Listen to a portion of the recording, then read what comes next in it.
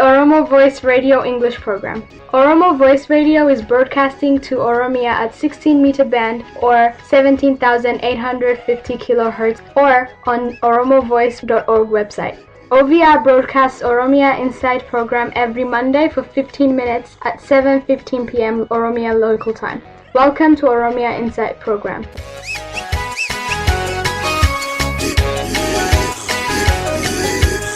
Welcome to Oromia Insight. My name is Ali Galato. I present to you two media coverage. One this week on CBC Radio Canada, Canada response to political turmoil in Ethiopia, and the other 2 years ago on 23 May 2014 on Free Speech Radio News, Melbourne, Australia.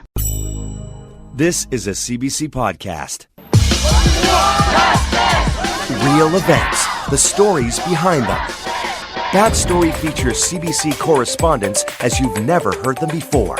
Adrian Arsenault, David Common, and Nala Ayed share personal stories from covering major news events. From the earthquake in Haiti to the Olympic Games, Backstory takes you there. Subscribe to the podcast in iTunes or your favorite podcast app. Hello, I'm Anna Maria Tremonti. This is The Current. A lot of Canadian aid dollars are actually going to Ethiopia. That's something people remember it from the 80s.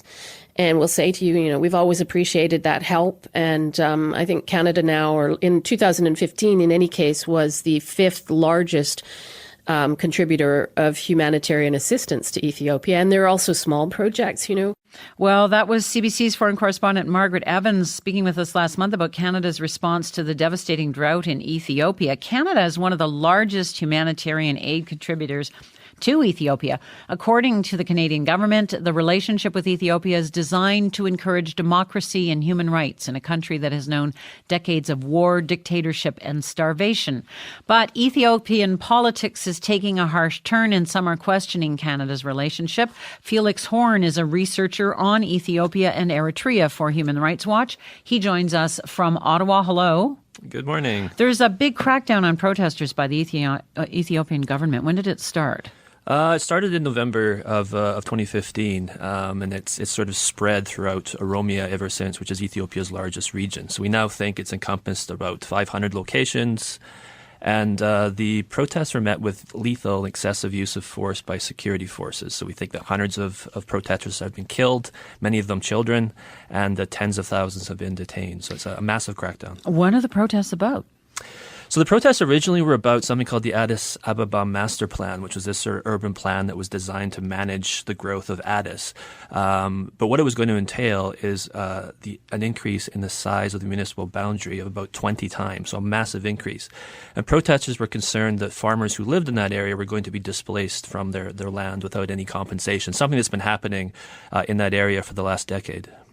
But of course, as the protests spread and the security forces used more and more force against the protesters, the issues protesters were concerned with sort of changed into historic long-term grievances about human rights issues and about the large amount of detainees and different problems that the Oromo population faces. And you say that they've killed 400 people? We believe that, yes, they've killed hundreds of people. It's very difficult to get exact numbers, but because, of course, the Ethiopian government restricts this type of research. They restrict international journalists, international NGOs, and domestic NGOs from researching this type of thing. But, yes, we believe that hundreds of people have been killed. Well, they have cracked down on journalists and any information getting out. How are they doing that?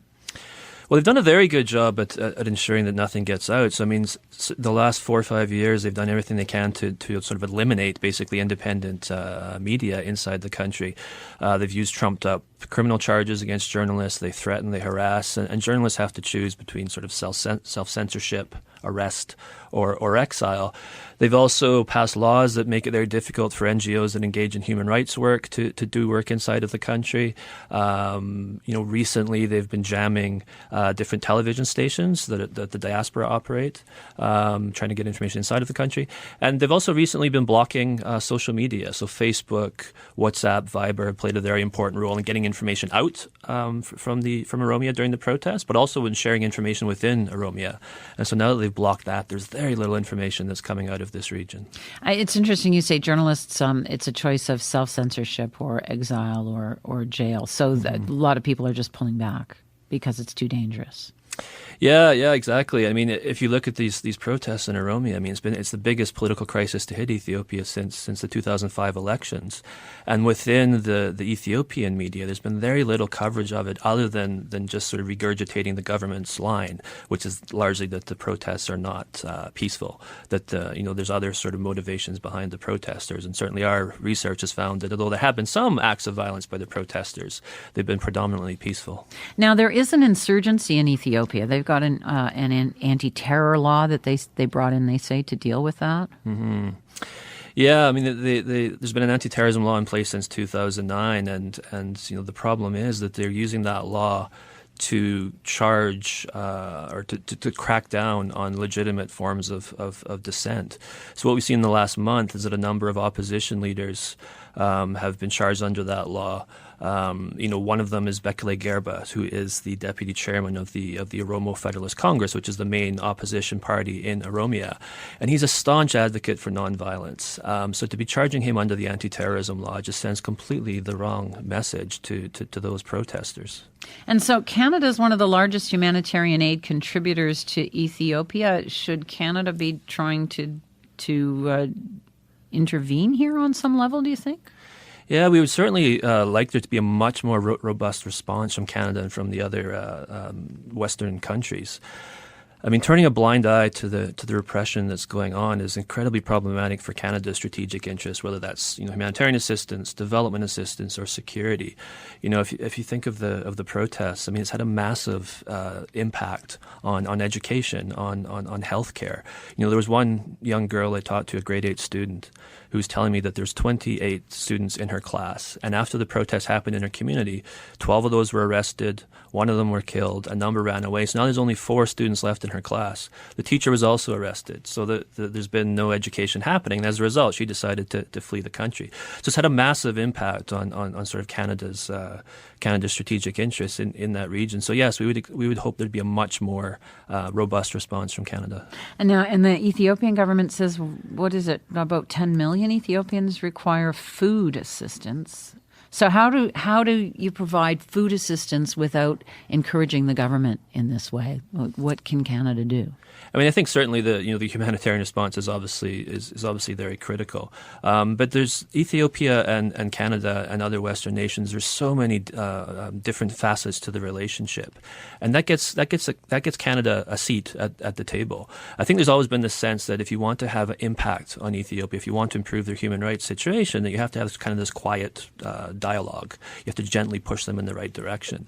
But over the last decade, we've seen that just hasn't happened. So what we would like is for Canada and others to be much more assertive in their response, because what we're seeing is when there's no ways to peacefully express dissent, when there's no independent media, no independent civil society, the courts are not showing independence in these cases, and peaceful protesters are being shot by security forces, there's no other place to peacefully express dissent. And that's a huge problem if you sort of think of the long-term trajectory of Ethiopia and the Horn of Africa more widely. So we hope that Canada would sort of realize that and be much more assertive in trying to push Ethiopia in the right direction.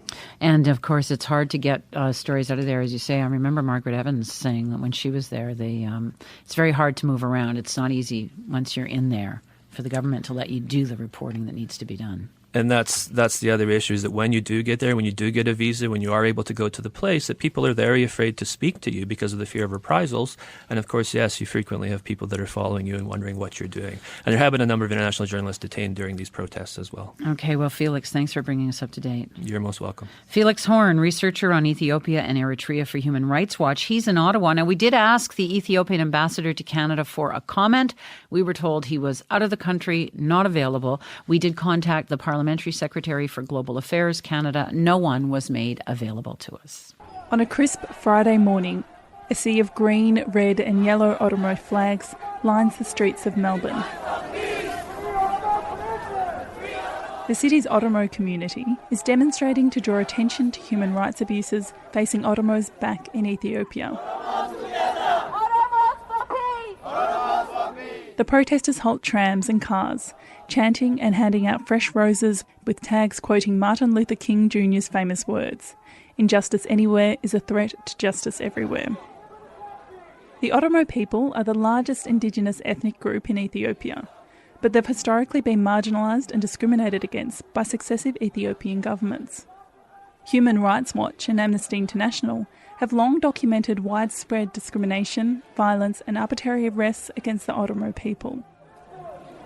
One young girl, who asks not to be identified, explains why she's come out to protest. I feel like I'm standing in solidarity with the Oromo people here in Melbourne and also with many other cities around the world. We want to get the news out that there are people being killed peacefully protesting for their constitutional rights, being killed for speaking up.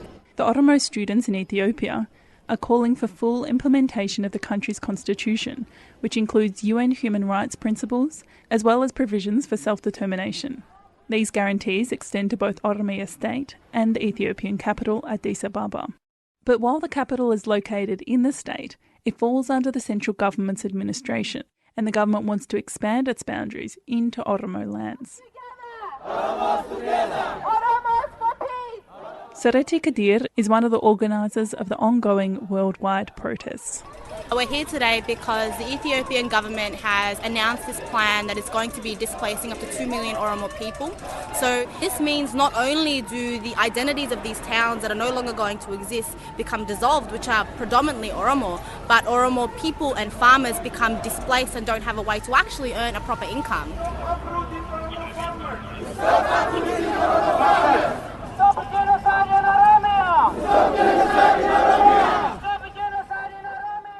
The government's planned expansion of Addis Ababa, known as the Master Plan, is just one of many such plans that has affected the Oromo region and forced the indigenous people from their lands. Under the Abyssinian colonial rule during the 20th century, the Oromo language was banned and the Amharic culture was imposed. The ban was only lifted in 1991, as Toltu Tufa explains. This is not the first master plan. There's been a number of other ones, and this is the 10th instalment of the master plan. So the reality is, even though there's a recognition of Oromo provinces and regions, the fact that these areas will be transitioned away under the federal district of the Ethiopian government is essentially another form of recolonisation one more time, which has implications for language, for culture, lifestyle, and economic and social well-being. Amongst the flags and roses, protesters wear white and black t-shirts with the hashtag Oromo Protests printed on the back, symbolising the powerful role that social media plays in this movement. In a country where press freedom is in decline, this has been a major tool to get information out. For 19-year-old organiser and blogger Soreti Kadir, the recent arrests of 3 journalists and 6 bloggers, known as Zone 9, is just more evidence of the Ethiopian government's suppressing of dissent. It's been people who are blogging, people who are using Twitter, Instagram, Facebook, who have really pioneered this entire movement. And these bloggers have been arrested because the Ethiopian government's major tactic in making sure these things don't spread is a suppression of freedom of speech. The Ethiopian government argues the master plan will be a step forward for the Ethiopian people and the economy, and dismisses the recent unrest, saying the protesters are being manipulated by the media inside and outside the country. One of the largest protests in the diaspora was in Minnesota, which boasts an Oromo population of 40,000. The Oromo Community of Minnesota's Executive Director, Hassan Hussein, says the Ethiopian government often seeks to discredit protests in this way. Every time there is a protest in the country, be it in the Oromia region, the capital itself, or elsewhere in the country, the government blames, points its fingers at external forces. This has been the custom, the tradition of this regime since it came to power, rather than, looking at itself and trying to see if its policies had anything to do with why people go on a protest. Hussein says the situation is getting worse, with more crackdowns on the protests this week. The last 5 days alone, there were reports that in one city there were 152 people who were wounded in the city of Najo, and also in Nakamte, and another small town in Gori. And according to a report I received this morning, in the town of Nakamte alone, there were over 600 students that are detained. The Australian Oromo community is planning another protest in Australia's capital, Canberra, when Parliament resumes next week. Rachel Bongiorno, FSRN, Melbourne.